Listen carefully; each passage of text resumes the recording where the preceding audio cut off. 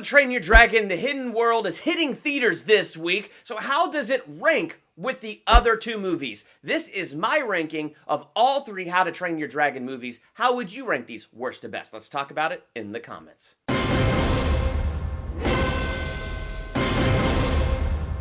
Welcome to Durbania, I'm Durbin, and this is my ranking of all three How to Train Your Dragon movies, worst to best. And fear not, since this is the week that How to Train Your Dragon: The Hidden World hits theaters, I'm going to steer away from spoilers from The Hidden World. Can't promise anything about the other two movies, but I will steer away from spoilers from the third film in this franchise as I rank these movies worst to best. Now, if you've had the chance to see all three, what would your ranking be? Let's talk about that in the comments. Coming in at number 3, How to Train Your Dragon 2. This one is my least favorite of the franchise. It's not that it's terrible. In fact, it's really enjoyable.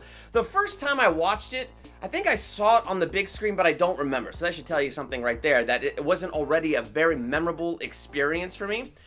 But I remember, I didn't feel the need to see it again. In fact, it was years before I saw it again. It was right before Hidden World came out that I was like, okay, I guess, I want to rank these movies, review them, and have everything fresh in my mind, so let me go back and rewatch it.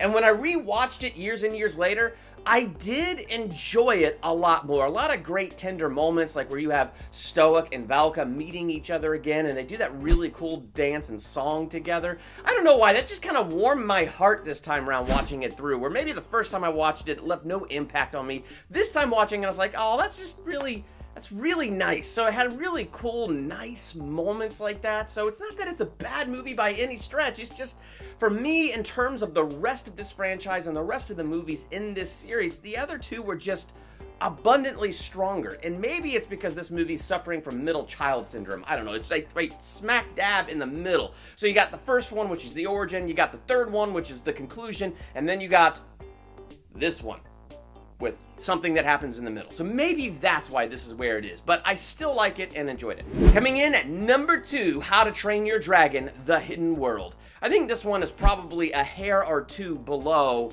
the first movie, because I really did enjoy this movie, and without jumping into any spoilers, as I promised I would not, this one was very heartwarming. And like I said in the last one, you got the origin story, then you got the conclusion story. And for this being a conclusion story, they did a really great job. Everything between the Light Fury and Toothless was fantastic. And then paralleling that, everything between Hiccup and Astrid, and then all the stuff with the villagers and, all the people of Berk. It's just fun being back with all of those characters. The villain, maybe not super strong, but maybe that's good because it's a kid movie and, you don't want your kid to have nightmares at night keeping you awake, right? Right.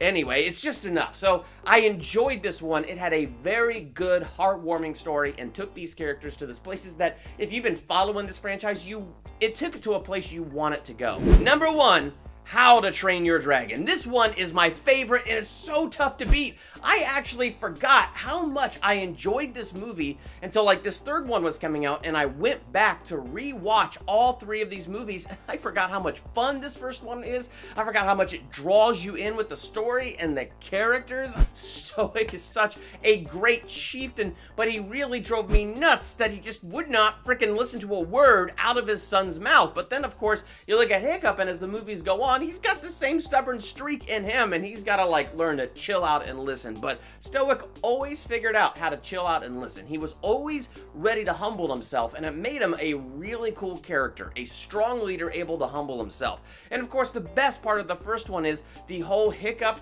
and Toothless meeting for the first time, when Hiccup is trying to man up and be a real Viking, and he's the only one using his brains who designed the weapon that brought down a Night Fury and injured him. And when he had the chance to be a man and cut out the dinosaur's heart, dinosaur? No, dragon. He's a dragon. And cut out his heart, and then he stops himself and wins the dragon's heart. Aww. Just a great story of those two becoming friends and bonding, and Hiccup helping him where his tail was injured and he lost that part of his fin, so Hiccup builds him a little replacement there. Then Hiccup loses his foot and gets a peg leg there. So all of that stuff was just so great to see their story and their journey parallel each other, to see their bond grow and form, and it was just so incredibly fun, and it was one of the funnest things to watch in that movie, especially Toothless, his facial expressions to the sounds that he makes. It just tells the whole story of what's going on in that dragon's head. So there it is. That is my ranking of all 3 How to Train Your Dragon movies. What did you think of these movies? How would you rank them worst to best? Let's talk about that in the comments. And while you're there, hit the subscribe button to become a Durbanian and hit the bell by the subscribe button so you're notified from my next ranking video, theological analysis, movie review, recap video, trailer reaction, or anything else I do here. I'm Durbin. Thanks for checking out Durbania.